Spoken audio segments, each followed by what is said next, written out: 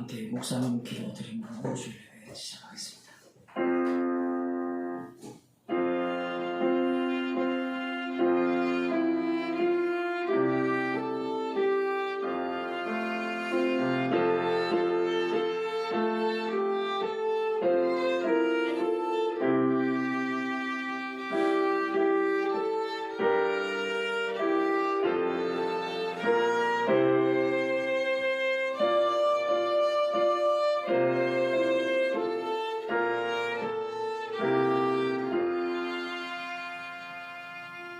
사도신경으로 신앙 고백하겠습니다. 전능하사 진리로하신 하나님의 그 외아들 우리 예수를 말씀하니 이는 성령과 잉태하사 동명을 하게 하시고 본디오 빌라도에게 고난을 받으사 십자가에 못 박혀 죽으시고 천사들이 사람의 죽은 자 가운데서 다시 살아나시고 하늘을 의사 전정하신 하나님의 대하여 계시다가 저리로서 산자와 죽음의 심판을 오시리라. 성령을 싸우며 거룩한 공예와 성도와 교통하는 것과 죄의 사를 주시는 것과 몸이 다시는 자 영원히 사는 것을 위하옵나이다. 아멘. 하나님 말씀 잠언서 23장 19절에서 19절 말씀입니다.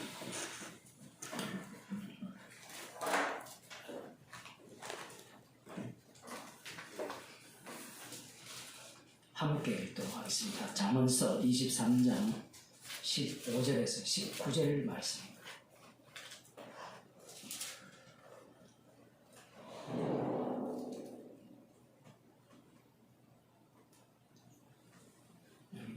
좀 다시 해주세요. 네.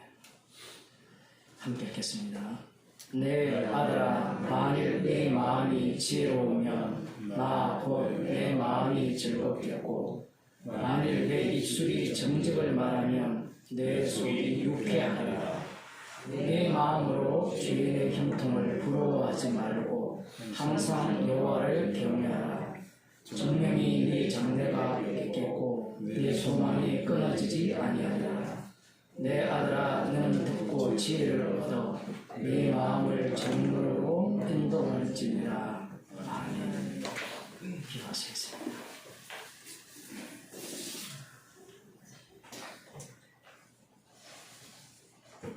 죄인의 형통함을 부러워할 수밖에 없는 첫째 아담 안에 속한 저희들을 부르셔서 십자가 안으로 인도하시고 죄인의 형통함보다 더 큰 은혜를 저희들에게 부어주셔서 죄인임을 알게 하시고 십자가에 못 박히신 예수님만을 주님으로 고백하게 하심을 감사드립니다. 이 시간 또 저희들을 긍휼히 여겨 주옵소서. 예수님 이름으로 기도드리옵나이다. 아멘. 찬송가 111장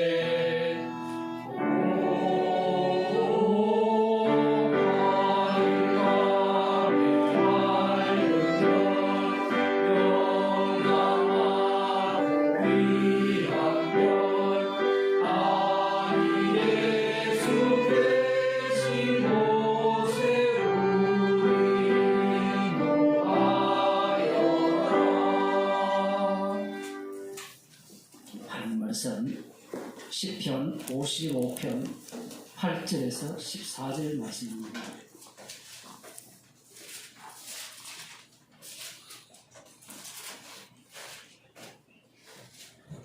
제가 한 절 읽고 여러분 한 절 읽겠습니다. 55편 8절에서 14절 말씀입니다. 내가 피난처에 속히 가서 폭풍과 광풍을 피하리라 하였도다. 내가 주님께서 산과 분쟁을 싸우니 주여 저희를 멸하소서. 저희의 혀를 잘라주소서. 저희가 주야로 성벽 위에 두루 다니니 성중에는 죄악과 잔해함이 있으며 악독이 그 중에 있고 압박과 세사가 그 도를 떠나지 아니하다. 나를 책망한 자가 원수가 아니라 원수일진데 내가 참았으리라. 나를 대하여 자기를 높이는 자가 나를 미워하는 자가 아니라 미워하는 자일진데 내가 그를 피하여 숨었으리라. 그러고 너도다. 나의 동료, 나의 친구, 나의 가까운 친구다. 함께 읽겠습니다. 우리가 같이 재미있게 의논하며 우리와 함께하여 하나님의 집 안에서 다녔도다. 아멘. 찬송가 268장입니다.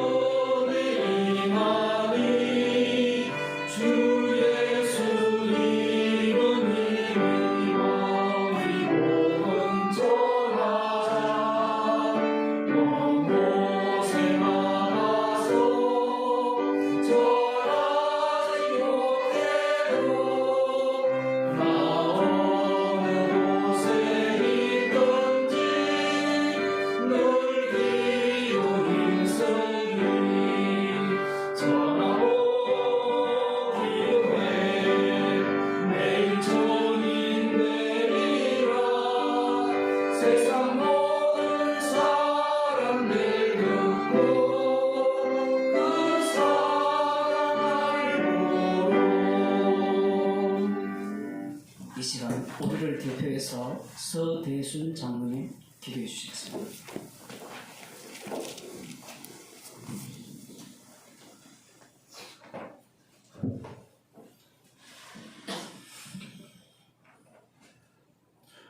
예수님, 절대 절망 가운데 던진 우리를 주와 함께 못 박혀 죽게 하시고 그 부르심의 십자가 삶으로 이끄시니 참 감사합니다. 우리들의 삶이 죄가 됨을 알게 하셔서 주 예수의 십자가 그 피로 도피케 하시니 감사드립니다.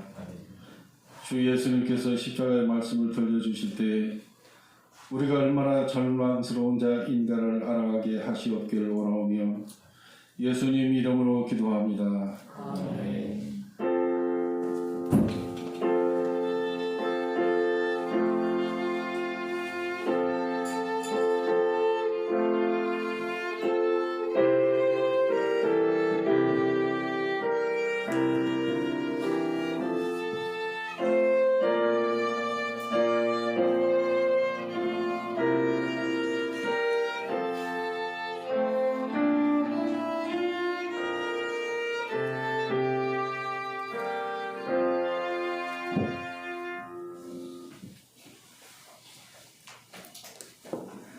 하나님 말씀 사도행전 26장 1절에서 32절 말씀입니다.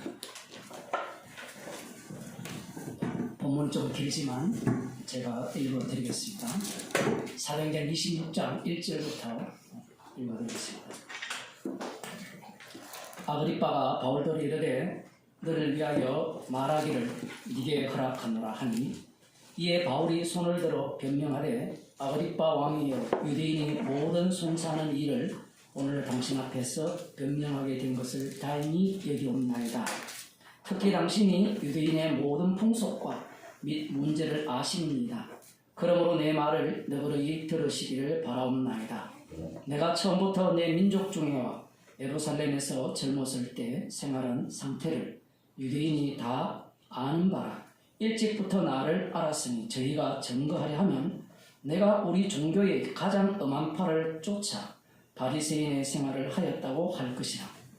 이제도 여기 서서 신문 받는 것은 하나님이 우리 조상에게 약속하신 것을 바라는 까닭이니 이 약속은 우리 12지파가 밤낮으로 간절히 하나님을 받들어 섬김으로 얻기를 바라는 바인데 아그리빠 왕이여 이 소망을 인하여 내가 유대인들에게 송사를 받는 것입니다. 당신들은 하나님이 죽은 사람 다시 살리심을 어찌하여 못 믿을 것으로 여기나이까?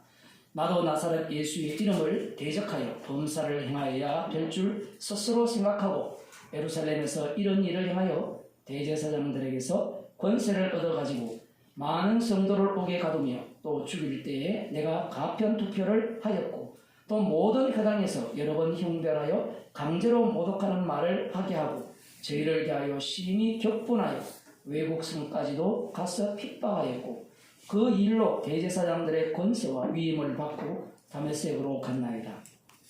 왕이여 때가 정원화되어 길에서 보니 하늘로서 해보다 더 밝은 빛이 나와 내 동행들을 둘러 비추는지라. 우리가 다 땅에 엎드러지매 내가 소리를 들으니 히브리 방언으로 이르되 사울아 사울아 네가 어찌하여 나를 핍박하느냐. 가시체를 뒷발질하기가 네게 고생이니라. 내가 대답하되 주여 위시니까 주께서 가라사대 나는 네가 핍박하는 예수라. 일어나 내 발로 서라. 내가 네게 나타난 것은 곧 네가 나를 본 일과 장차 내가 네게 나타날 일에 너로 사왕과 정인을 삼으려 함이니 이스라엘과 이방인들에게서 내가 너를 구원하여 저희에게 보내어 그 눈을 뜨게 하여 어두운 데서 빛으로 사단의 권세에서 하나님께로 돌아가게 하고 죄사함과 나를 믿어 거룩해 된 무리 가운데서 기업을 얻게 하리라 하되이다. 아그리빠 왕이여 그러므로 하늘에서 보이신 것을 내가 거스리지 아니하고 먼저 다메섹에와 또 예루살렘에 있는 사람과 유대 온 땅과 이방인에게까지 회개하고 하나님께로 돌아가서 회개에 합당한 일을 행하라 선전함으로 유대인들이 성전에서 나를 잡아 죽이고자 하였으나 하나님의 도우심을 받아 내가 오늘까지 서서 높고 낮은 사람 앞에서 증거하는 것은 선지자들과 모세가 반드시 되리라고 말한 것밖에 없으니 곧 그리스도가 고난을 받으실 것과 죽은 자 가운데서 먼저 다시 살아나사 이스라엘과 이방인들에게 빛을 선전하리라 함이니이다 하니라. 바울이 같이 변명하며 베스도가 크게 소리하여 가로되 바울아 네가 미쳤도다. 네 많은 학문인들을 미치게 한다니. 바울이 가로되 베스도가 가여 내가 미친 것이 아니요 참되고 정신 차린 말을 하나이다. 왕께서는 이 일을 아시기로 내가 왕께 담대히 말하노니 이 일에 하나라도 아시지 못함이 없는 줄 믿나이다. 이 일은 한평구석에서 행한 것이 아니로소이다. 아그리빠 왕이여 선지자를 믿으시나이까? 믿으시는 줄 아나이다. 아그리빠가 바울더러 이르되 네가 적은 말로 나를 권하여 그리스도인이 되게 하려 하는도다. 바울이 가로되 말이 적으나 많으나 당신뿐 아니라 오늘 내 말을 듣는 모든 사람도 다 이렇게 결박한 것 외에는 나와 같이 되기를 하나님께 원하노이다 하니라. 왕과 총독과 버니게와 그 함께 앉은 사람들이 다 일어났어 물러가 서로 말하되 이 사람은 사형이나 결박을 당할 만한 행사가 없다 하더라. 이에 아그리빠가 베스도들어 일러 가로되 이 사람이 만일 가이사에게 호소하지 아니하였다면 놓을 수 있을 뻔하였다 하니라. 아멘. 상당히 긴 본문이죠. 설교자는 본문이 길면 힘듭니다. 그렇지만 26장을 오늘 다 할 수 있을지 모르지만 다 읽었습니다. 지금 사도 바울이 이 재판정에 선 거예요. 그래서 아그리빠 왕이 누군고 하면 이 당시에 그 예루살렘과 유대 땅이거든요. 가이사랴 그지만 그 지역은 유대가 로마가 직접 지배합니다. 총독이 이전에 벨릭스였고 벨릭스의 후임으로 베스도가 왔어요. 그리고 나머지 지역 대부분을 이 아그리빠 왕이 아그리빠 2세가 다스리고 있는 겁니다. 이 아그리빠 왕은 어떤 권세를 가졌느냐라고 할 때는 이 제사장 있잖아요. 대제사장 임명권을 가졌어요. 이 제사장을 뽑을 수도 있고 자를 수도 있는 그런 권리를 가진 겁니다. 이런 것들이 참 재밌어요. 성경을 보면. 예수님 당시도 마찬가지입니다. 대제사장이 뭐 혈통적으로 아론의 후손이라서 세워진 게 아니고 동시에 이 성전 관리에 대한 권리도 부여받았어요. 나름대로 자치권을 준 겁니다. 그 왕이 아그리빠 2세예요. 그러니 이 아그리빠 2세는 이 유대교뿐만 아니라 그 유대 땅에서 이루어진, 물론 예루살렘과 이쪽도 가이사르도 마찬가지지만 이 예수 그리스도 나사렛 예수가 죽었다가 부활하셔서 주가 되셨다는 이러한 사실에 대해서 잘 알고 있죠. 정치인이라면 당연히 그걸 알고 있어야 되잖아요. 알아야 갖고 놀 거 아닙니까? 그러한 어떤 그 권세와 그러한 지식들을 소유한 자가 아그리빠 왕입니다. 그가 바울에게 네가 할 말이 있거든 말하라. 내가 네게 허락하노라. 이렇게 얘기하죠. 로마 시민권자니까 발언권을 다 주는 겁니다.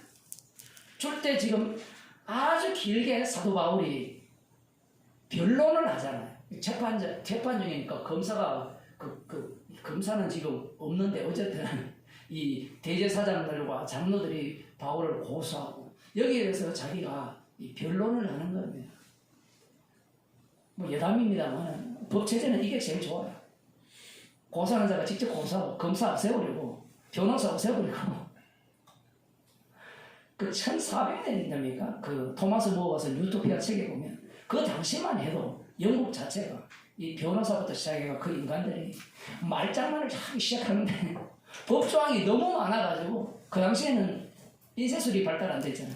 대부분의 민중들은 그걸 몰랐던데 그들의 농간에 놀아놨다. 그러니까 그걸 다 없애자 그런 얘기를 했는데 자 어쨌든 지금 바울이 변론을 하는데 우리가 볼 때는 이 바울이 변론하는 겁니까? 아니면 복음을 전하는 겁니까?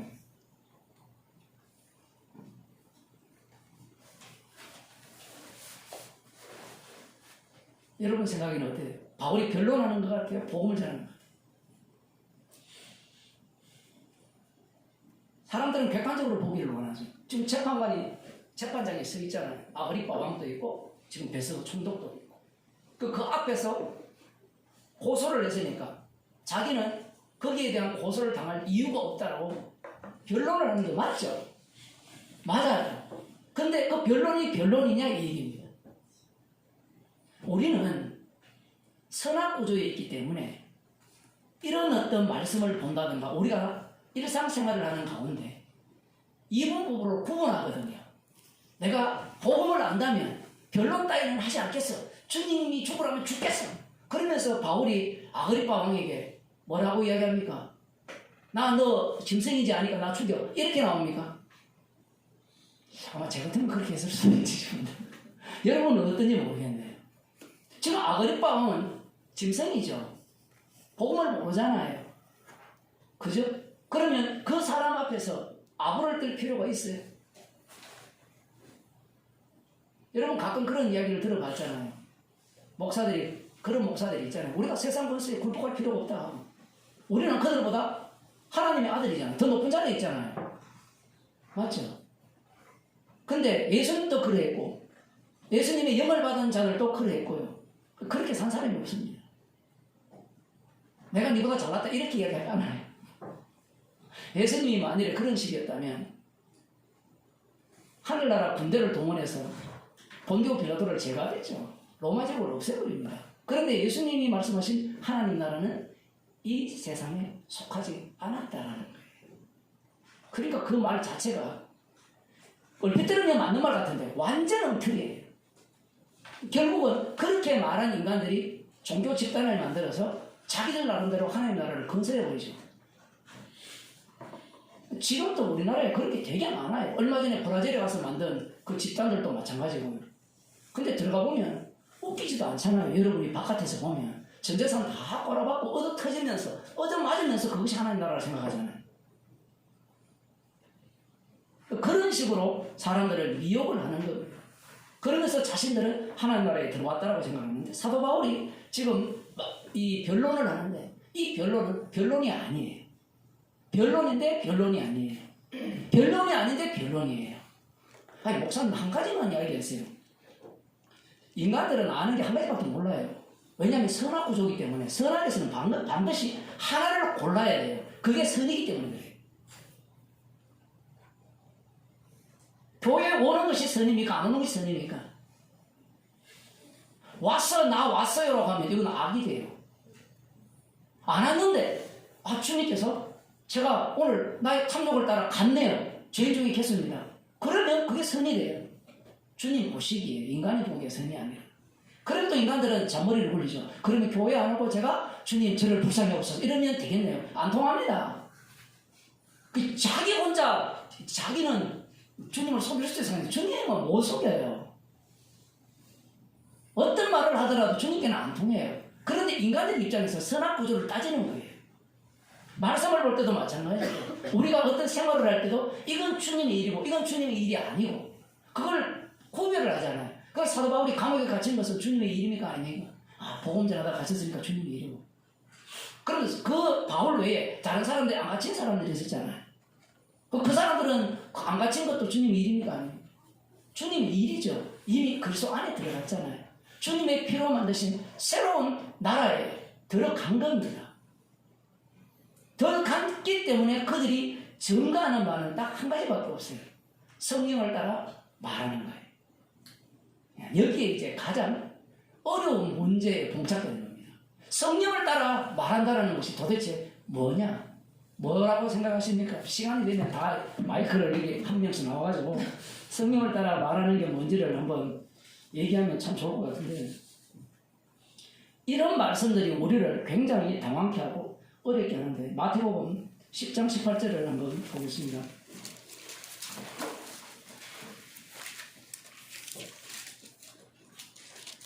16절부터 보면 보라 내가 너희를 보내니 양을 이리 가운데 보낸 것 같도다. 그러므로 너희는 뱀같이 지혜롭고 비둘기같이 순결하라. 지금 성도는 이미 예수 그리스도와 함께 죽고 다시 살아났기 때문에 소속이 어디예요? 소속이 이 세상이 아니라 하나님 나라 소속이죠. 내가 너희를 보낸다 했을 때 이 세상에서 이 영역에서 저 영역으로 보낸다 이야기가 아니에요. 흔히 교회에서 자 우리 선교사 보냅시다. 이제 우리가 여기에서 베트남으로 보냅시다. 중국으로 보냅시다. 인도로 보내시다, 아프리카로 보내시다, 파키스탄으로 보내시다 이렇게 이야기를 하는데 예수님의 말씀은 그 얘기가 아니에요. 여기에는 가룟 유다가 들어가 있는데 가룟 유다는 제거됩니다. 너희가 누가 되느냐 할 때는 예수님께서 자기 피로 새롭게 만든 새로운 피조물이죠. 그들은 이미 그리스도 안에 있는 자들이에요. 그 그리스도 안에 있는 자들을 보내는 겁니다. 그 보내는 자리가 어디냐 할 때는 그들이 사는 곳이에요. 그들이 사는 곳. 1차적으로 예루살렘이었잖아요. 안 가잖아요. 어디 제자들이 처음에는. 사도행전 우리가 지금 끝나가잖아요. 왜 안 갑니까 그들은? 하나님 나라를 회복하시는 이때니까. 성령을 받아도 여전히 그 언어 속에 자기가 매여 있어요. 이런 것들이 되게 어렵죠. 성령 충만 받았으면 예수님의 뜻을 다 알아서 가야 되잖아요. 성령 충만 받으면 예수님의 뜻을 다 알아서 가는 게 아니라 성령의 인도하심을 따라서 성령이 지시하는 바에 따라서 움직여요. 정반대예요. 우리는 성령이 오면 내가 성령에 충만하니까 주의 뜻을 다 알아서 말씀을 보면 다 깨닫고 여러분 다 성령 받았잖아요. 근데 왜 말씀을 못 깨닫습니까?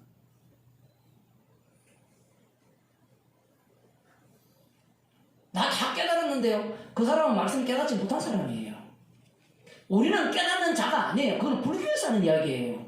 깨달았다는 말은. 근데 성경에도 깨달았다 하거든요. 안다. 그 성경에도 헬라어가 다 그렇게 나오거든요. 그 알미 어떤 알미예요? 분명히 고린도전서에서는 십자가의 지혜는 세상의 지혜를 파한다 했잖아요. 그러면 그 알미 아니라 했잖아요. 불교에서 말하는 자기 부인은 자기 본인의 능력이 없는 자기 부인이에요. 기독교에서는 성령이 와버리면 자기 부인의 능력 속에 들어가 버려요. 그러면 보이는 것은 십자가뿐이에요.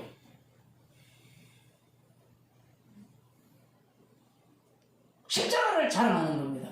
그런데 안다고 하는 사람들은 뭘 이야기해요? 지식을 이야기하죠.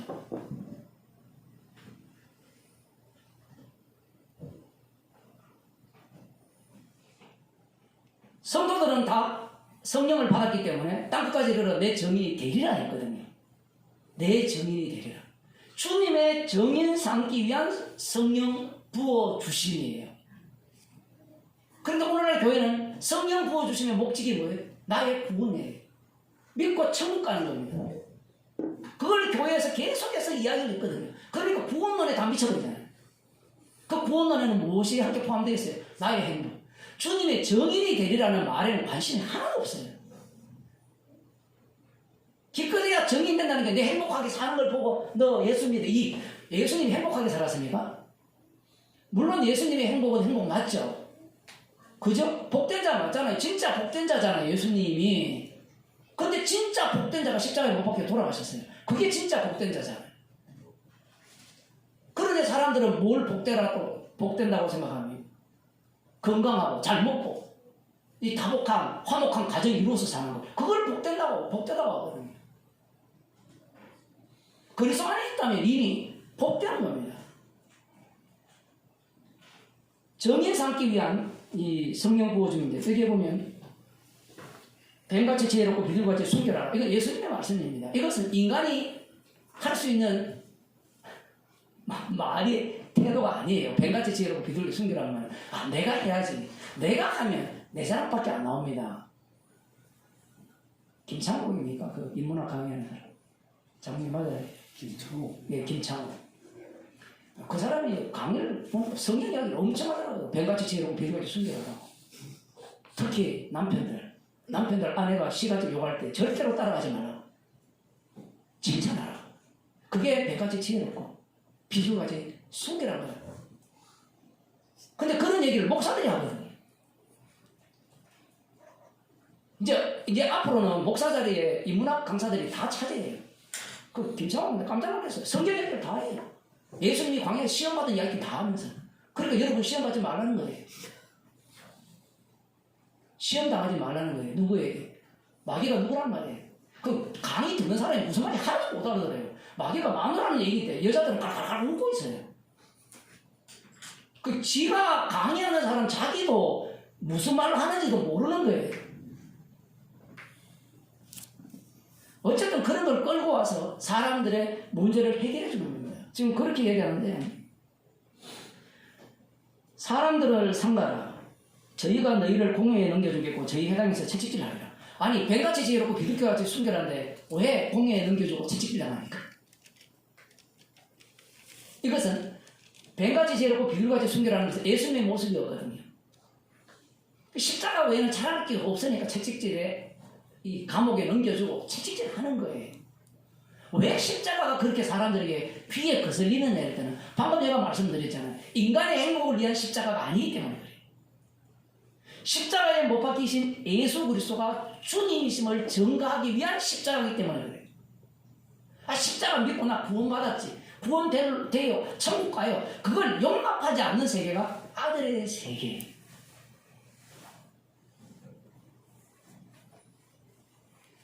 뱀같이 지혜롭고 비둘기같이 순결하는 것은 이것은 어느 나라 언어예요? 하늘나라 언어예요. 그런데 이 세상에는 그 뱀같이 지혜롭고 비둘기같이 순결한 이 모습이 어떤 모습입니까? 찌질이도 못났고 어리석고 하나님이 저희가 세상에서는 어떻게 대우하십니까? 어리석다, 미련하다 이렇게 대우받잖아요.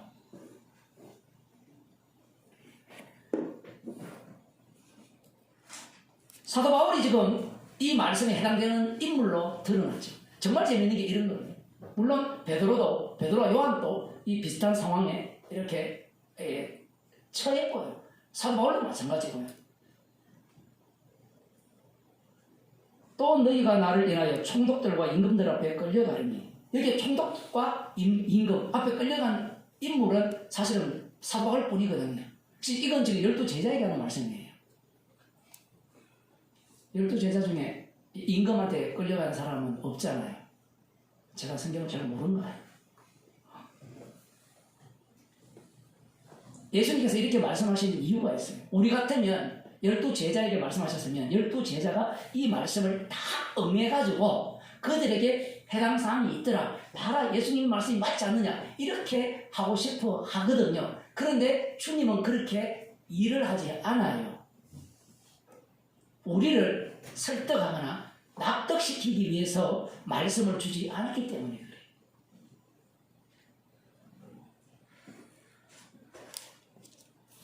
사도 바울이 지금 이 말씀에 해당되는 인물로 등장합니다. 말씀은 예수님이 이루시죠. 자, 그러면서 이렇게 말씀합니다.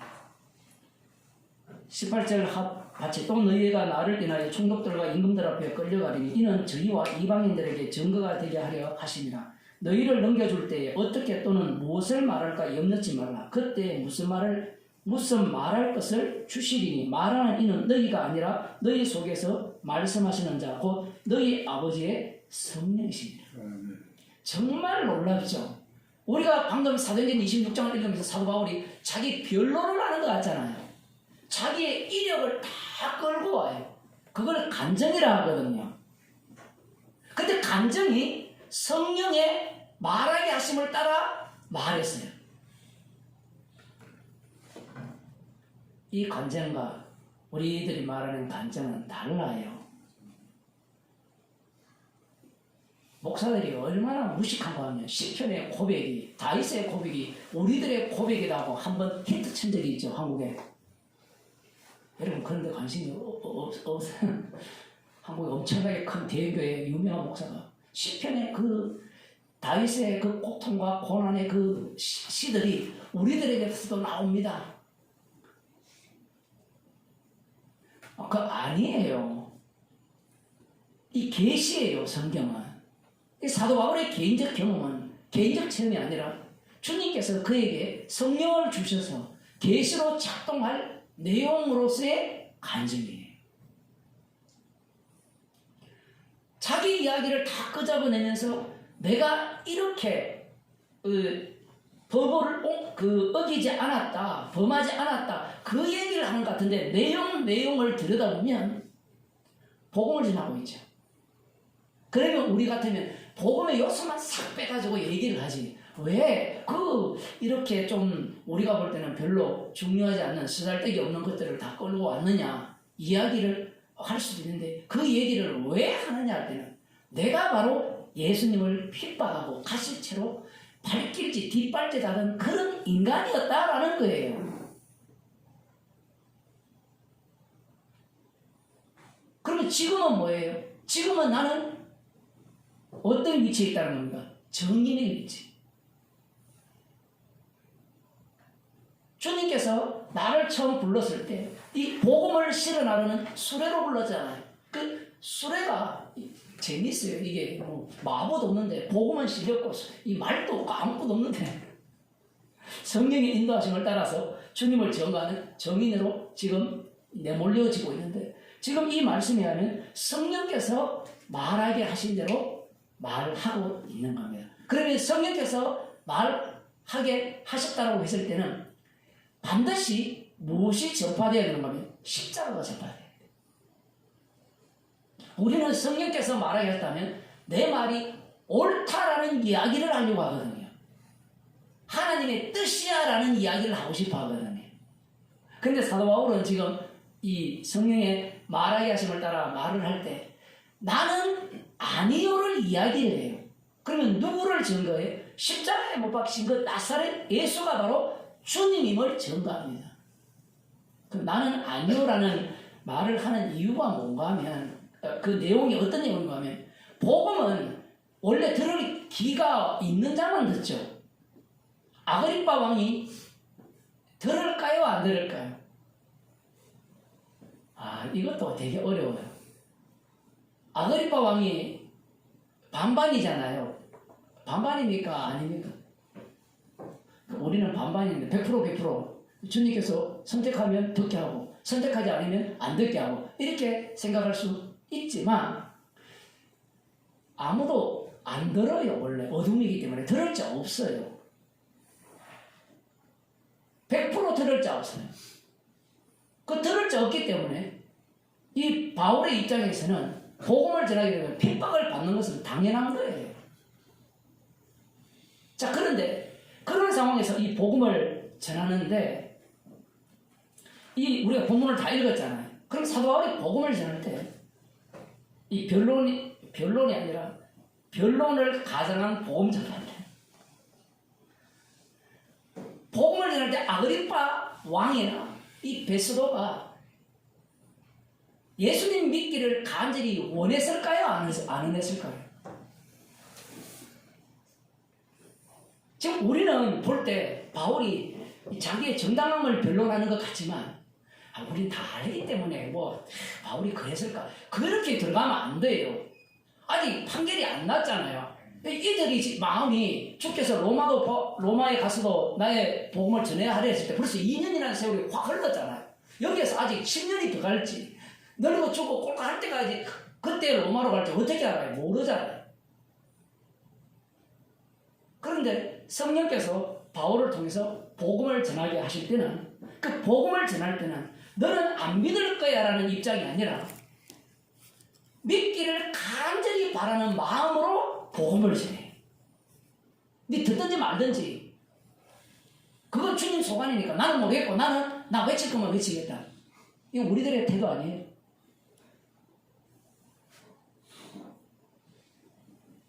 그건 취미생활이죠. 근데 사도 바울은 아그리빠 왕에게 그런 식으로 복음을 전하지 않아요.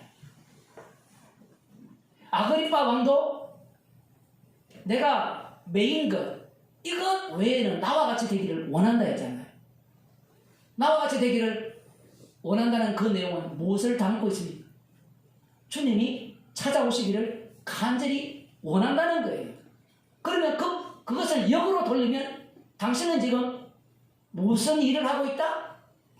가시체를 뒷발질로 발길질하고 있다. 근데 아그리빠 왕이 아야 합니까, 안 합니까? 아야 해요, 안 해요? 베스도가 아야 해요, 안 해요? 안 하죠. 이런 말씀 자체가 안 맞는 겁니다. 그리스도 안에 들어가 보니까 자기가 누구를 공격하고 누구를 핍박하고 누구를 죽였습니까? 심판주를 공격하고 심판주를 죽인 거예요. 그 심판주는 어떤 심판주입니까? 구약에 나오죠. 소멸하는 불. 자기가 소멸하는 불길에 대놓고 뒷발질을 한 거예요. 그럼 지만 탈 뿐이에요. 계속 타들어갈 뿐인 겁니다. 그걸 몰라요. 근데 바울은 들어갔으니까 그 내막을 알고 있는 거예요. 아그리빠 왕이 재판장에 자리에 앉았지만 바울은 이 변론의 기회를 복음을 전할 기회로 사는 거예요. 자기가 답을 갖고 있지 않아요. 베스도도 마찬가지죠. 지금 베스도도 같이 듣거든요. 돼지에게 진주를 던지지 말라 하니까 나는 고기라니까 이 돼지들하고 안 섞일래. 그러면서 복음 안전하잖아요. 근데 우리 사도행전을 보면 사도 바울이 똑같은 인물들에게 계속 복음 전해요. 신기하지 않아요? 대제사장한테 지금 몇 번 복음 전하고 있습니까? 에이, 그거 변론하기 위해서. 바울은 한 번도 변론하기 위해서 그렇게 한 적이 없어요. 왜냐하면 지금 마태복음 10장에 하면 네가 그들 앞에 섰을 때 말 안에 있는 누구라 했습니까? 성령이라 했잖아요. 성령께서 말하게 하시기 때문에 그런 태도로 복음을 전하지 않습니다. 로마서 9장을 한번 보겠습니다.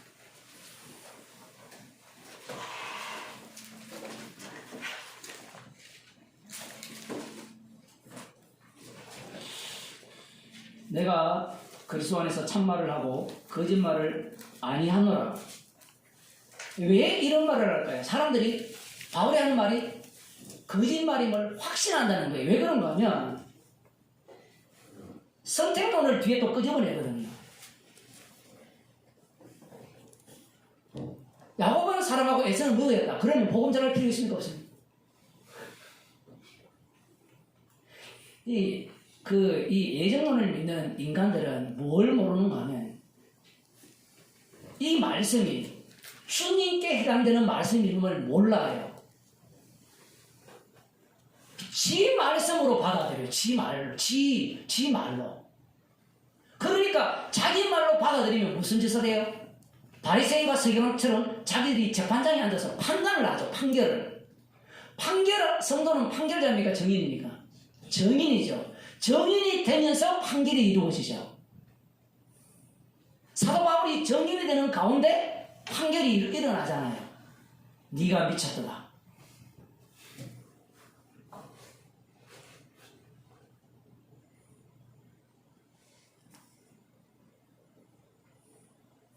제가 어제 어떤 목사님하고 통화를 하는데 중국에 계신 분하고 통화를 합니다. 그분도 개혁주의를 하니까 개혁주의에 대해서 화가 많이 난다 그랬어요. 왜 화가 많이 나는가 하면 사도신경도 그 영향이 있는 거거든요. 가톨릭부터 시작해서. 사도신경이 괜찮잖아요. 그죠? 맞죠? 주기도문은 주님의 가르침이 또 성경에 있으니까 그건 내용이고. 사도신경 이런 것들이 왜 나오느냐고요. 왜?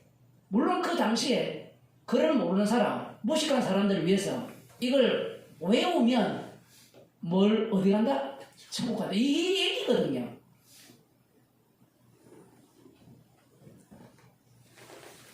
내용이 문제가 아니라 모든 내용은 다 이야기를 해야 돼요. 그런데 그 내용을 끄집어낼 때 이렇게 하면 천국 갑니다라는 답을 제시해요. 근데 그것이 종교개혁 이후에 종교개혁자들이 무슨 짓을 한지 아세요? 말씀으로 돌아가자면서 말씀에 있는 핵심 요소를 다 끄집어내서 신앙 고백서를 만들었어요. 그 독일 보면 그 당시에는 조그만 공국들이 많아가지고 저들끼리 척박하거든요. 그러면서 신앙 고백 하나 만들어가지고 너 우리 신앙 고백 같아 안 같아? 안 같지? 전쟁합니다. 죽여버립니다. 기독교 역사가 그래요.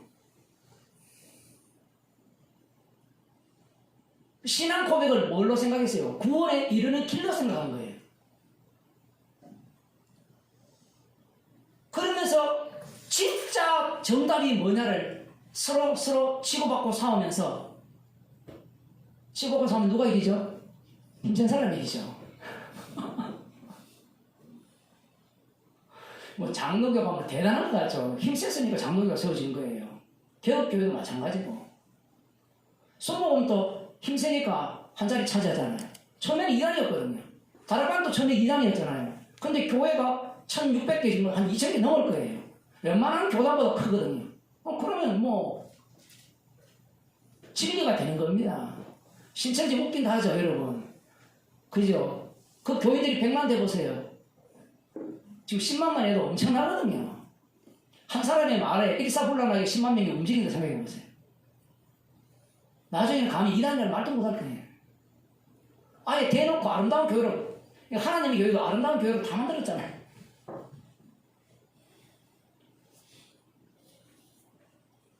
여기 보면 참말을 하고 거짓말을 아니하노라. 내게 큰 근심이 있는 것과 마음에 그치지 않는 고통이 있는 것을 내 양심이 성령 안에서 나로 더불어 증거하노니 나의 형제 곧 고륙의 친척을 위하여 내 자신이 저주를 받아 그리스도에게서 끊어질지라도 원하는 바로라. 정말 놀라운 이야기를 하죠.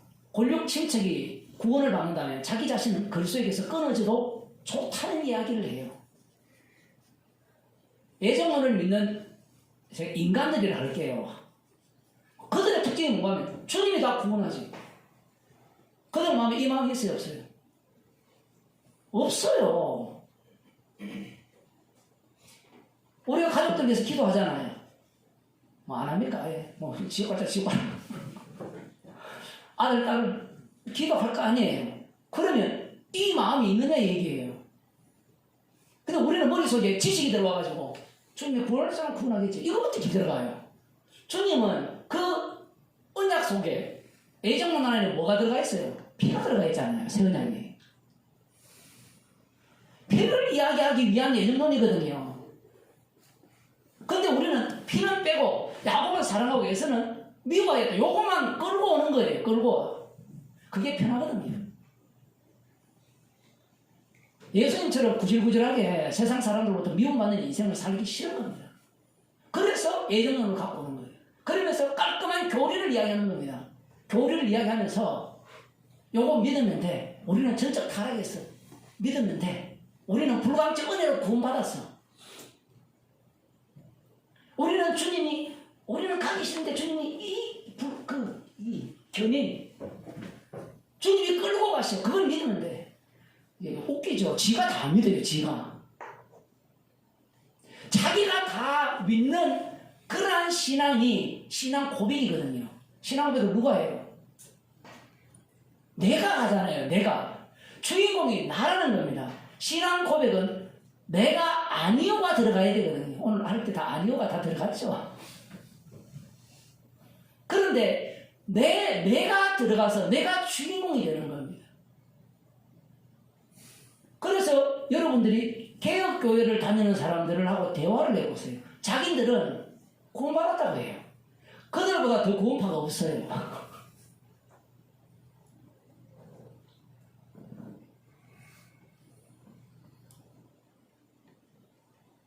김성수 목사는 이 본문을 어떻게 설명했습니까? 이런 뜻은 아니고 진짜 끊어지는 걸 원하는 게 아니었다. 그 마음을 표현 이렇게 설교를 하거든요. 보셨어요? 근데 진짜 성도는 끊어지기를 원하는 사람입니다. 이 가짜와 진짜를 구별하는 방법이 이거예요. 그럼 또 인간은 머리 굴려가지고 끊어지기를 원하면 구원받네. 또 이렇게 제가 안 통한다 했죠, 주님께는. 그런데 성경에 보면 모세도 마찬가지고요. 그림자잖아요. 예수님이 지옥에 내려가셨거든요. 엄부에 내려가셨잖아요. 지옥에. 원래 사도신경에는 지옥에 내려갔다는 게 있었어요. 우리나라에 들어오면서 그걸 삭제해버렸거든요. 왜? 그렇지거든요. 이런 것도 다 있습니다. 역사적 배경에. 그게 다가 아니라 그 추가하고 빼고 이런 게 다 들어가요.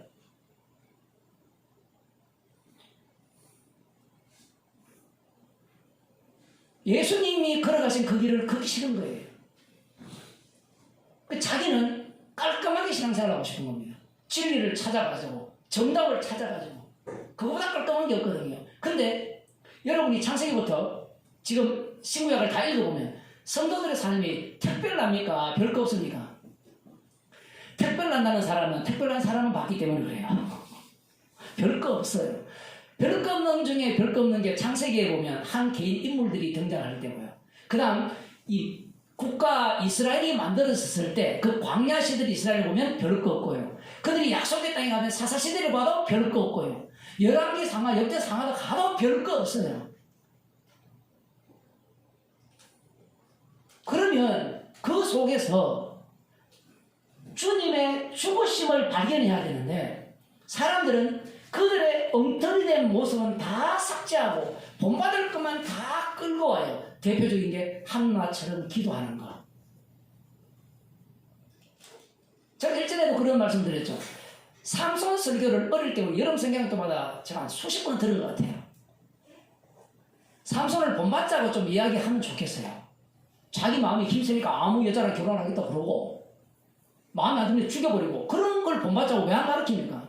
삼손을 가르치면서. 그건 다 빼버리죠. 옳고 그런 걸 착한 것, 안 착한 것 구분해서 괜찮은 것만 다 끌고 와요.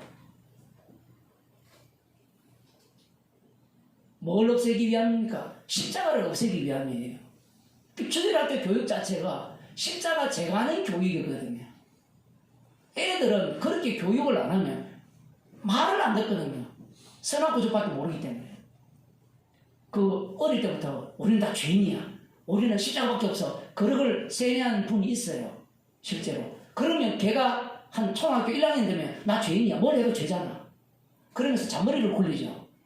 뭘 해도 죄니까. 그때는 반추변해야 됩니다. 이용하기 때문에. 그 부모들은 복음을 하는 어떤 사람은 그것도 모르고 다 죄인이야 가르치는 거예요.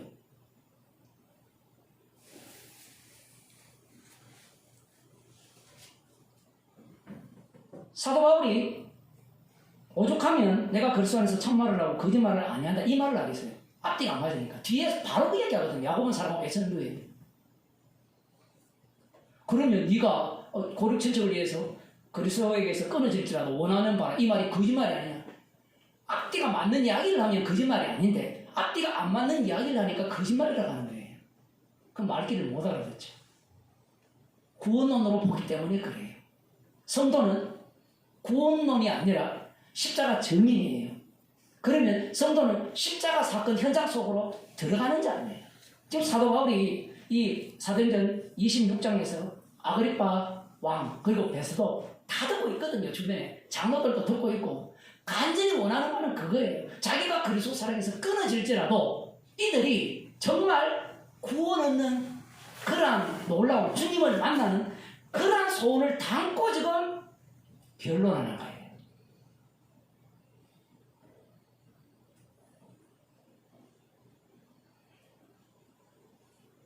성령께서 말하게 하시기 때문에 그래요. 우리들 같으면 변론을 해서 나는 정당에 빠져나가기를 바라지. 성령께서 말하게 하실 때는 주님의 십자가의 영을 담았기 때문에 그 십자가의 영을 받은 자가 복음을 전할 때 그 태도가 로마서 9장에 나오는 이 태도인 거예요.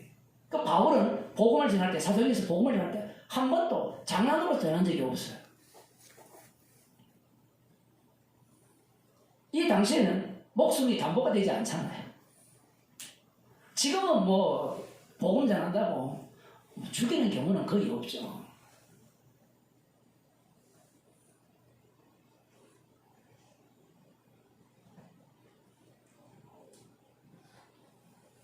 그래서 사도 바울이 이 아그리파 왕에게 공손히 이야기를 합니다.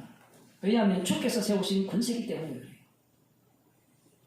그거는 그것대로 인정하면서 복음을 전하게 되면 그의 본성이 나와요. 본모습이. 본모습이 나오는데 뒤에 우리가 결론을 읽어봤잖아요. 어떤 모습이 나왔습니까? 본모습이. 네가 미쳤다 배서다 그렇게 하고 네가 작은 말로 나를 뭐라고 해야 합니까? 나를 설득해서 믿게 하려고 하는구나. 뭐 이렇게 이야기를 하거든요. 그러면 그 다음에 만약에 뒷구절이 없으면 이렇게 사도행전이 끝났다 치면 이 아그리파 왕과 베드로가 바울을 죽였다 이렇게 나올 거 아니에요.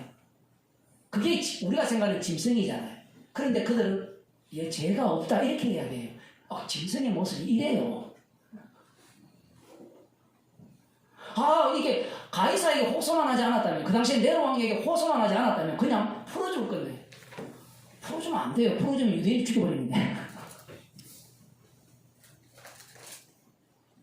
이 자체가 죄가 없다. 이 자체가 가시채에 뒷발톱질하는 겁니다. 제가 이 성경 그 당시에 이 말의 어원을 잘 모르니까 찾아보니까 그 당시에 소를 몰 때 농부들이 이 세박대기 같은 게 있는데 갑자기 뾰족한 게 있대요. 그렇게 소를 모나? 우리는 이렇게 때리는 거 어릴 때 이렇게 보셨죠? 말 이것도 있지만 제가 어릴 때는 소를 이렇게 때리는 것도 있고 뭐 봤는데 거기 뾰족한 뭐 이 새꼬챙이 같은 거 꼽아가지고 말을 들으면 쿡쿡 찌른대요. 그럼 소가 말을 안 들으면 그게 뭐 이렇게 세 개나 없겠습니까? 조그맣게 해가지고 피가 안 나게 정도면 뭐 자극성도 좀 있지 가죽이 있으니까 어쨌든 그렇게 해서 이제 말을 길을 들이는데 소가 제정신은 안 있게 있잖아요. 그러면 지가 말 뒷발을 차면 지가 찔리니까 더 아프니까 더 말하러 가겠죠. 그 꼴이 지금 사도 바울의 주님을 만나기 전에 한 짓이었고 그러한 짓이 지금 너희들이 하는 짓이다 그 얘기를 하는 거예요. 근데 귀가 없으니까 못 알아듣죠. 만일에 나중에 이 아그리파 왕이 성령을 받았다 치면 야 내가 진짜 가시채를 뒷발질했구나 그걸 알죠. 그러나 알지 못하는 겁니다.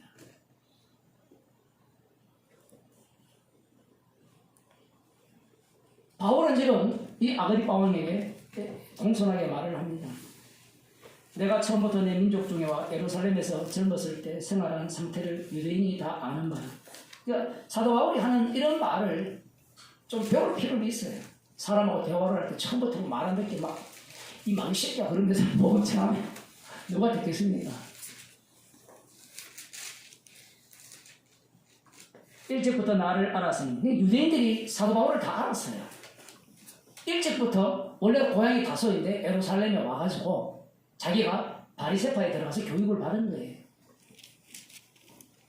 굉장히 엄한 파에서 가말리엘 문화에서 교육을 받았거든요.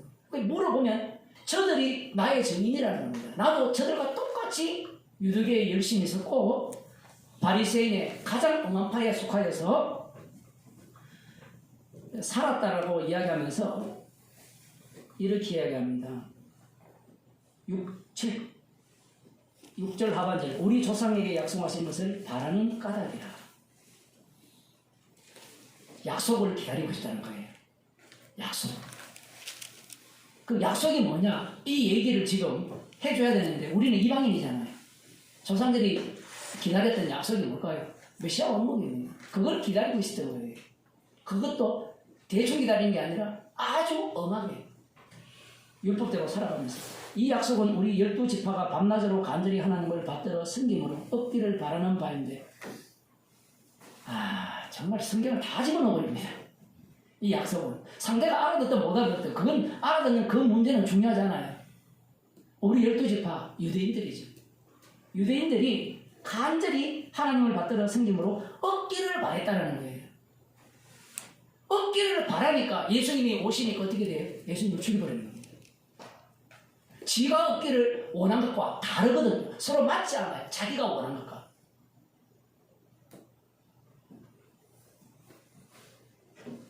아그리파 왕이여 이 소망을 인하여 내가 유대인들에게 송사를 받는 것입니다. 확 뛰어가 버리죠. 이 소망의 왕성자가 십자가에 못 박히신 나사렛 예수예요. 그런데 저들은 나사렛 예수가 그 약속이 아니라는 거예요. 치열한 지금 싸움이 이 말 속에 담겨 있는 거예요. 그 유대인들이 이 얘기를 들으면 속에 천불이 나겠죠. 그런데 앞에는 아그리파 왕이 있고 배서도 총독이 있으니까 중간에 못 끼어드는 겁니다. 당신들은 그 다음 8절을 보면 이 대상을 확 넘겨버려요. 당신들은 하나님이 죽은 사람 다시 살리심을 어찌하여 못 믿을 것으로 여기시나니까. 여기에서 당신들이에요. 이 당신들이 누굽니까? 유대인들만 생각하죠. 아니에요. 다 집어넣어버립니다. 아그리파 왕도 집어넣어버리고 베스도도 집어넣어버리고 다 집어넣어버려요. 이게 지혜예요. 지혜. 다 집어넣어버려요. 그러면 조금 머리 돌아가는 사람은 저거 나한테 하는 얘기인데 이렇게 들을 거예요.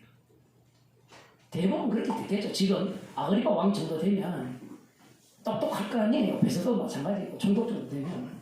그래서 당신들은 하나님이 죽은 사람 다시 살리심을 어찌하여 못 믿을 것으로 여기시나니까 나도 나사렛 예수의 이름을 대적하여 범사를 행하여야 될 줄 스스로 생각하고 예루살렘에서 이런 일을 행하여 대제사장들에게서 권세를 얻어가지고 많은 성도를 오게 가두었다. 이렇게 얘기합니다. 범사를 행하여야 될 줄 안다. 범사를 어떻게 해야 되는가? 나사렛 예수의 이름을 대적하여 범사를 행해야 된다는 거예요. 그럼 이 반대편에는 뭐가 있어요? 자기는 오직 여호와의 이름만을 자랑하고 그 이름만을 높이며 여호와만을 믿는다는 얘기예요. 그리고 여호와만을 믿으려면 유대교 내에서는 나사렛 예수를 대적하여서 범사에 행해야 되는 겁니다. 저 예수가 하나님이 되어버리면, 하나님의 아들이 되고 메시아가 되어버리면 이 유대 땅이 우상숭배의 전당으로 전락하죠. 그러면 과거 이스라엘이 우상숭배에서 멸망당했거든요. 그 멸망을 피할 길이 없는 겁니다. 그래서 범사에 나사렛 예수를 대적하여 행했다고 하면서 예수 믿는 자를 핍박했다. 많은 성도를 옥에 가두었다. 이 얘기를 하는 겁니다. 이 얘기를 왜 할까요? 지금 너희들 하는 짓이 이 짓이라는 이야기를 고발하고 있는 거예요. 예수님이 나타나서 이 말씀을 하셨으면 들을까요? 안 들을까요? 예수님이 나타나서 이 말씀을 하시면 안 듣습니다.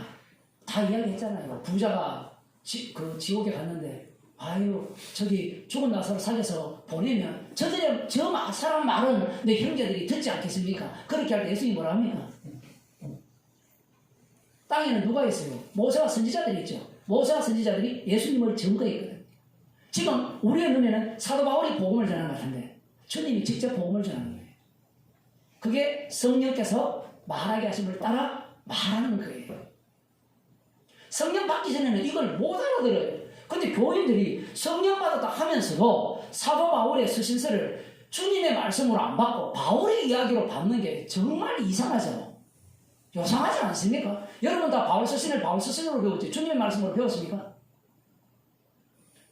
요즘은 그런 게 좀 없어졌는데 요즘도 그런 성경이 있는지 모르겠어요. 예수님 말씀은 빨간색 다 칠해가지고 나온 성경이 있잖아요.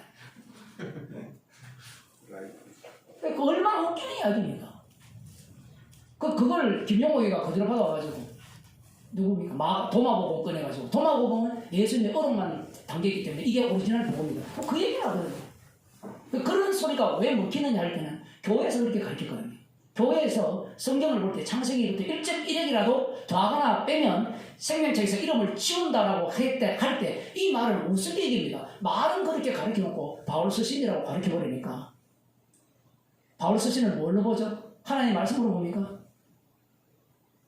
여러분 하나님 말씀이 불 가운데 주셨잖아요. 시내산에서. 근데 예수님이 주신 말씀은 시내산 불보다 더 무서운 불이라 했죠. 지옥 보내는 불입니다. 사도행전도 마찬가지고 바울 서신도 마찬가지고 그 어느 말씀 하나 소홀히 대할 수 없는 거예요. 사도 바울이 지금 복음을 전하고 있는데 실제로는 주님이 전하고 있죠. 주님이 심판자로서 심판의 능력을 행사하는 겁니다. 계속해서 못 알아듣게 하죠. 본다고 하니까. 알아듣는다고 하니까 듣지 못하게 하는 거예요. 우리들은 이거 하나 못 알아듣는데 이거 알아들을 방법이 없습니다.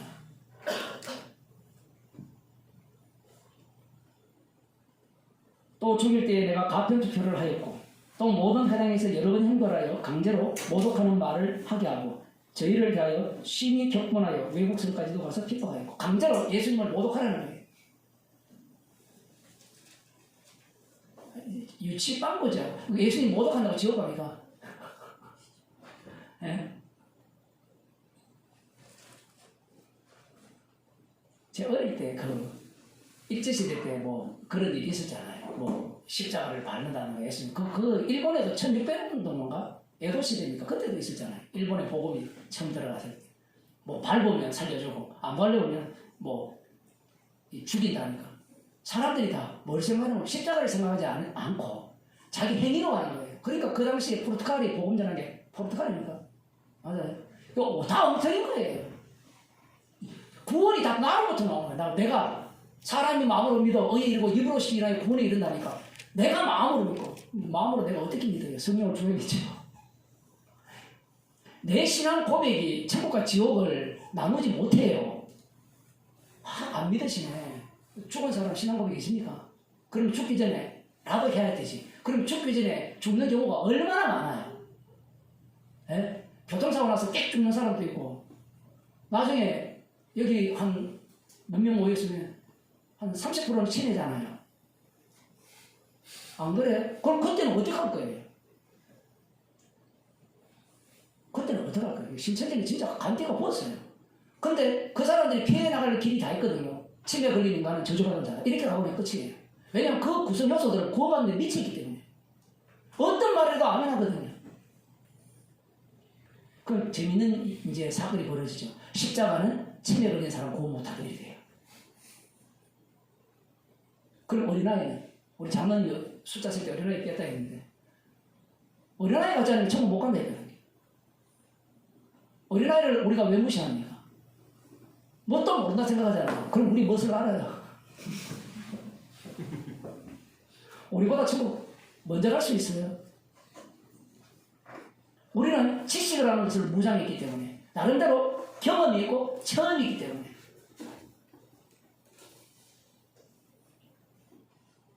바울이 지금 이렇게 핍박하겠다. 지금 이걸 누구한테 이야기하는 거야? 아그리빠와 이 대제사장과 장로들, 그들한테 하는 이야기예요. 지금 너희가 하는 짓이 누구를 대적하는 일이냐? 주님을 대적하는 일이다. 제발 회개하라는 거예요. 제발 회개하라.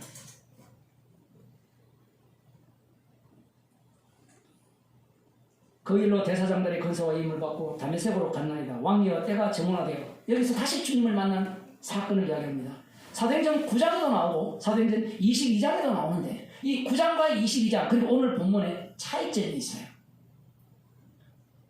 차이점 중에 두드러지는 내용이 뭔가 하면 앞서서 제가 말씀드린 이 내용입니다. 가시체를 뒷발질하기가 네의 고생이니라. 이 내용이 추가가 되었어요. 왜 추가했을까요? 22장에도 해도 되는데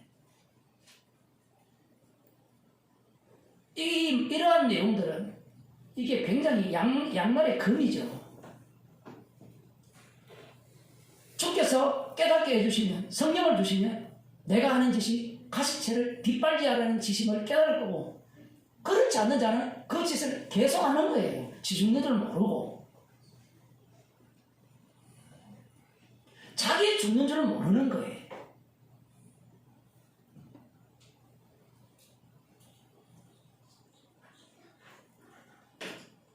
지금도 그러하지만 앞으로도 설교라는 것이 굉장히 힘들어져요. 한 10년, 15년 전에 제가 중국에 가 있을 때 설교를 한 20분 하라는 그런 얘기가 나왔거든요. 제가 대학원 다닐 때만 해도 한 30분 정도였는 것 같거든요. 왜냐하면 사람들이 다 화면을 보잖아요.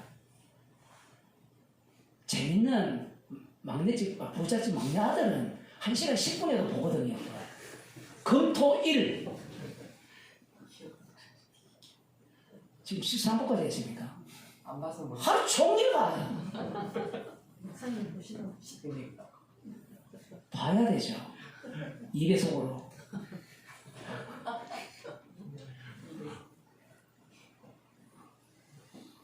복음을 사람들이 듣기를 원하지 않아요.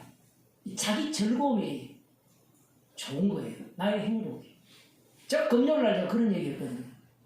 사람들이 여론이 자꾸 어디로 몰아가는가 하면 혼자 사는 사람 이야기하고 당연히 혼자 살아야 돼. 자꾸 그 이야기를 하니까 사람들 혼자 사는 게 당연하다 생각하거든요. 왜 혼자 살고 싶어 합니까? 물론 혼자 살기 싫은 사람도 있지만 왜 결혼 안 합니까? 결혼하면 미래가 불확실하기 때문이잖아요. 그 결혼을 안 한 이유를 물어보면 집 없어서 그렇다. 결혼해도 지옥불에 탑니다. 걱정할 걸 해야 되는데 걱정할 거는 걱정 안 시키고 걱정 안 해도 될 걸 걱정을 다 시키는 거예요. 그 부잣집 막내 아들 송중기가 나오니까 그 드라마를 보는 20% 시청률이잖아요. 엄청난 거거든요. 20%. 제 구독자가 200명인데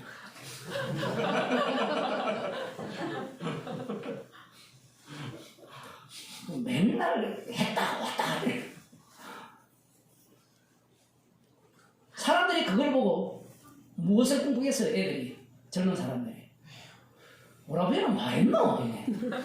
그 꿈을 꾸는 거예요. 나도 죽었다가 다시 저렇게 태어나게. 성도는 죽었다가 다시 살아났거든요. 살아나서는 새로운 안목이 있어야 되는데 성도는 새로운 안목으로 세상을 보지 못하는 겁니다. 성도는 이미 십자가 못 박혀 죽었잖아요. 불식판까지 경험해봤잖아요. 우리가 미래에 온 소년이잖아요. 미래 소년 혼란이 아니라. 그러면 세상을 보는 안목이 달라져야 되죠. 그런데 사람들은 그걸 보면서 꿈을 꾸는 거예요. 나도 저렇게 부잣집에 태어났으면. 그리고 미리 알았으면 2002년 상암 올라가는 거 다 예고. 아폴로 천대. 혼자 보면 되게 다른 사람은 안 봤네요. 봤어요. 그런 걸 꿈꾸는 겁니다. 그걸 망상이라 하거든요. 그러니 드라마나 TV 뉴스에서는 망상을 계속 심어주는 거예요. 망상을 심어주니까 결국은 어떤 유명한 사람이 이런 말을 했어요. 멀리 보지 못하는 자는 가까이에 것입니다. 장면 답이 나와야 되는데 누가 말했어요? 공자. 그 말이 왜 유명해졌느냐? 손흥민 아버지가 말했거든요.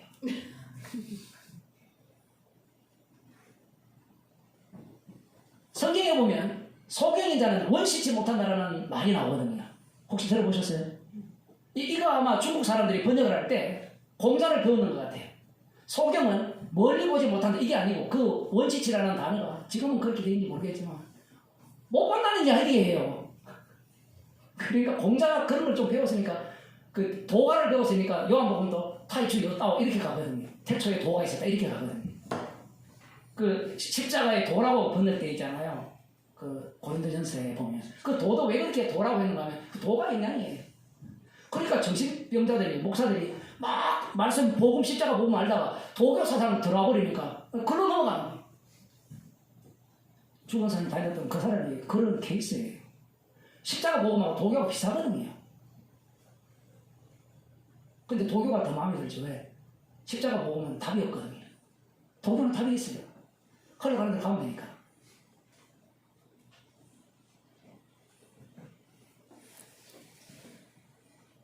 소경은 아무것도 보지 못하는 겁니다. 지금 사도 바울이 복음을 전하는 것이 주님이 전하는 건데 그리고 주님이 직접 사울아 사울아 네가 어찌하여 나를 핍박하느냐 몰랐죠. 스데반 죽일 때 옷을 지켰을 때도 사울아 사울아 네가 어찌 나를 핍박하느냐 이 목소리가 안 들린 거예요.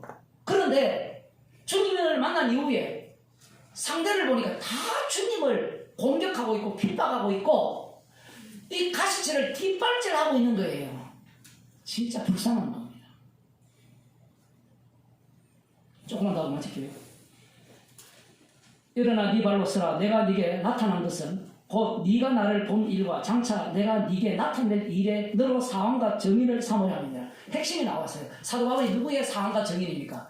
심판주, 죽었다가 부활한 나사렛 예수님의 주님의 사함과 정의예요. 지금 내가 누구다? 내가 그렇게 핍박하고 가시체를 뒷발질했던 그분의 사함이고 정의라는 거예요. 회개하라는 이야기입니다. 이스라엘과 이방인들에게서 내가 너를 구원하여 저희에게 보내어 그 눈을 뜨게 하여 어두운 데서 빛으로 사단의 권세에서 하나님께로 돌아가게 하고. 충격적인 말이에요. 왜 충격적이냐 할 때는 소경은 이 말귀를 잘 못 알아들어요. 물론 소경 중에도 알아듣는 자가 있는데 여기 보면 어두움에서 빛으로 이 말 너희들은 다 어둠이라는 거예요. 주께로 돌아오지 않으면 너희들은 다 어둠이야. 그리고 뒤에 나오는 게 사단의 권세에서 너희들은 사단의 권세에 매여 있다는 겁니다. 이걸 누구한테 하는 이야기예요? 아그리빠 왕, 베스도. 그런데 이 말에 대해서 누가 열받아요? 아그리빠와 베스도는 열받지 않습니다. 누가 화를 내죠? 유대인이죠. 그 계층이 이 영역이 세 군데 영역이에요. 마태복음 할 때도 제가 수요일 때 그런 얘기죠. 단순히 두 개만 나눠지는 게 아니라 세 분야로 나눠져요. 관망하는 자가 있고 적극적으로 공격하는 자가 있고 회개하는 자가 있습니다. 귀가 다쳤기 때문에, 눈이 감겼기 때문에 지금 자신들이 어둠인지 모르고 어둠에서 빛으로 옮기시는 분이, 그리고 사단의 권세에서 하나님께로 돌아가게 하는 분이 십자가에 못 박힌 주님을 그들은 알지 못하는 겁니다. 그러면서 제사장과 나를 믿어 거룩게 된 무리 가운데서 기업을 얻게 하리라 하리이다. 기업을 주겠다는 거예요. 근데 기업을 준다면 기분이 좋은데, 하늘나라에 강남 아파트 지금 저기 판교 반포 30억이 25억으로 떨어졌대요. 갭 투자한 사람 죽을 지경이에요. 갭 투자한 사람 25억 전세를 끼고 5억도 주고 30억에 샀는데 지금 판매가가 25억. 재밌는 것은 다 주택자들은 이미 다 팔았어요. 언제? 2020년도에. 집 없는 사람이 끼어든 거예요. 그 다음에 그들이 죽어나는 겁니다. 지금 주님께서 기업을 준다 하거든요. 기업이 뭐냐? 사도 바울이 기업을 받았죠. 상을 받았잖아요. 어떤 상을 받았습니까? 지금 사도 바울이 재판장에 서서 상 받은 모습을 보여주고 있어요. 이게 기업입니다. 하나님 나라는 것은 어떤 내용을 담고 있어요? 주님의 죽으심을 담고 있어요. 그런데 인간들은 무엇을 상상해요? 이 기업이 왜 나오는가 하면, 유대인들은 기업을 뭘로 봐요? 이 땅에서 잘 먹고 잘 살고 행복하고 영원하게 사는 게, 그게 그들이 생각하는 기업이에요. 아브라함에게 하신 약속이잖아요. 예수 믿으면 우리에게 복을 주고 이 땅에서 행복하게 살다가 죽어서도 행복하게 산다. 이게 인간들이 갖고 있는 기업이에요. 유대인들이 생플로 미리 다 갖고 있던 사고방식입니다. 그러나 주님이 주시는 기업은 이 자체예요. 그러니 누가 예수 믿고 싶겠습니까? 지금 갇혀 있잖아요. 변론하는 주제에 판결 내리는 대로 따라갈 뿐인데 누가 그를 좋아하고 그가 가는 길을 따라가고자 하겠습니까? 주님이 찾아오시지 않으면 안 되는 겁니다. 기도하시겠습니다. 주께서 주님의 마음을 주셨기에 나사렛 예수가 십자가에 못 박혀 죽으시고 부활하셔서 주님이 되셨음을 마음껏 자랑하는 사도 바울을 보게 하심을 감사드립니다. 우리의 인생을 불쌍히 여기시사 저희들에게도 뱀같이 지혜롭고 비둘기같이 순결하게 하셔서 십자가만 자랑하는 주님의 증인으로 삼아주옵소서. 주 예수 그리스도의 은혜와 하나님 아버지의 크신 사랑과 성령의 교통하심이 주님이 주신 기업을 마음껏 누리기를 소원하는 주의 백성에게 축원하옵나이다. 아멘.